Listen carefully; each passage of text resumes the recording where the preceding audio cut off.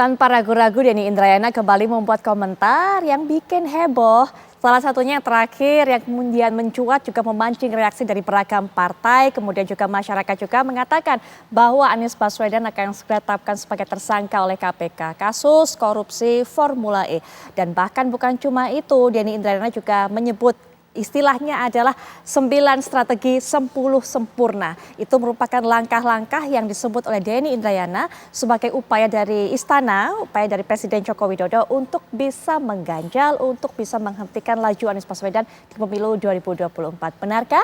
Lalu bagaimana dengan reaksi istana menanggapi hal ini? Kita akan gali lebih dalam, kita akan dengarkan pendapat para narasumber dan sudah hadir di samping saya pengamat politik yaitu Kang Ujang Komarudin. Assalamualaikum warahmatullahi wabarakatuh. Selamat malam Kang Ujang. Selamat malam. Waalaikumsalam warahmatullahi wabarakatuh, Mbak Putri. Baik, dan juga mewakili istana, kita akan tahu bagaimana pandangan dari istana. Sudah terhubung kita dengan tenaga ahli utama KSP, Bang Irfan Pulungan. Assalamualaikum warahmatullahi wabarakatuh. Selamat malam, Bang Irfan. Ya, selamat malam Putri. Baik, nanti kita juga sedang menunggu kehadiran secara daring tentunya dari Bang Denny Indrayana. Tapi Bang Irfan terlebih dahulu, gimana mendengarkan ini? Bahkan Bang Denny sudah mengatakan ini merupakan langkah terakhir, langkah pamungkas dari istana untuk menjegal Anies Baswedan di pemilu 2024 dengan rencananya KPK menetapkan sebagai tersangka. Ya, pertama ini kan yang disampaikan oleh Pak Denny Indrayana ini kan harus buktikan agar tidak menjadi fitnah atau hoax ya. Ya, dia harus bisa sampaikan tuduhan-tuduhan itu. Apa yang menjadi dasarnya dia menyampaikan ke publik tentang apa dugaan-dugaan dia itu. Ya, yang namanya proses penegakan hukum itu kan harus kita bisa jalankan, harus kita bisa kedepankan. Itu. Bahkan sumber dari mana dia mendapatkan sumbernya itu apakah sumber yang primer ya benar-benar sahih ya kebenarannya atau tidak, atau dia malah memprediksi atau berimajinasi melihat situasi kondisi yang hari ini, begitu Putri. Baik, tapi ini mendapat concern tersendiri nggak, mendapat fokus tersendiri, perhatian tersendiri nggak dari istana, Bang Irfan? Apa yang harus kita fokuskan itu kan baru imajinasinya Mas Denny gitu. Baik, tapi sampai kemudian disebut bahkan dalam daftar ada 9 poin terakhir sampai 10 poin yang kami ataupun juga sudah ya, Bang Irfan bisa mendengar saya? Ya. Bang Irfan bisa mendengar saya? Ya, Bang Irfan. Tapi kemudian Bang Denny ini sampai membuat pernyataan rilis tertulis menyebutkan ada 10 langkah yang akan dilakukan oleh Presiden Joko Widodo, bahkan disebut sebagai 9 strategi 10 sempurna. Dijabarkan poinnya satu persatu, ada 10 poin. Bagaimana kemudian menilai ini semua, Bang Irfan?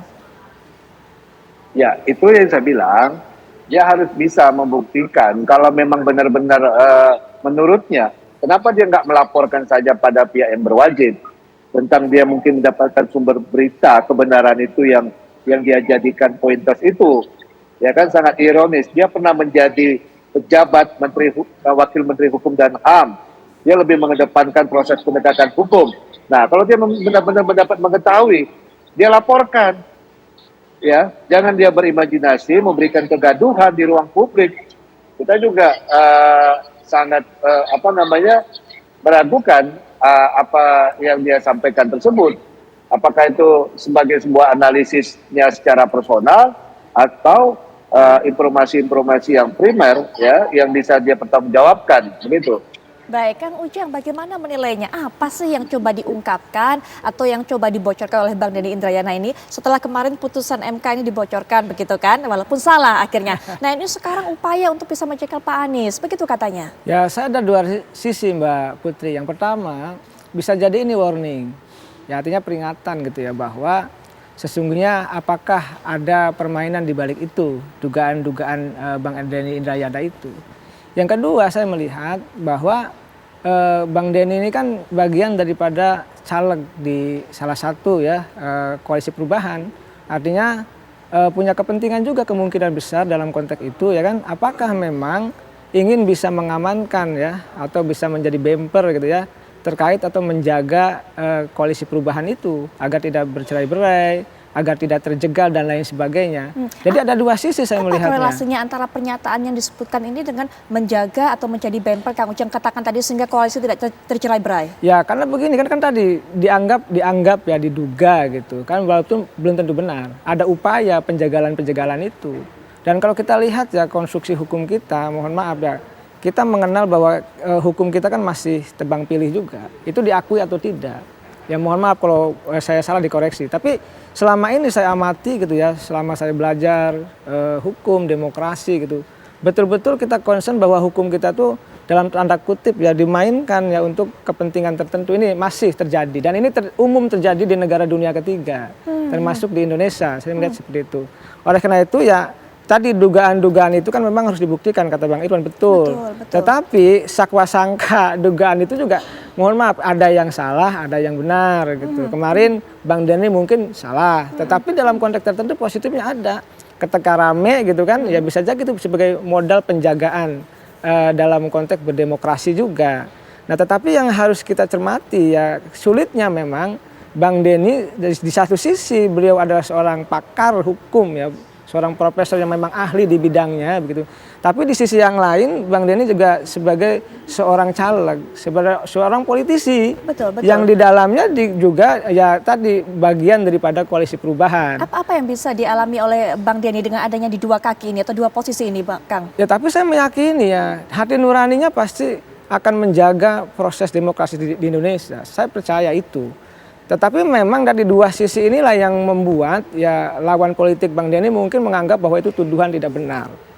Tapi di sisi yang lain saya melihatnya itu juga warning gitu loh.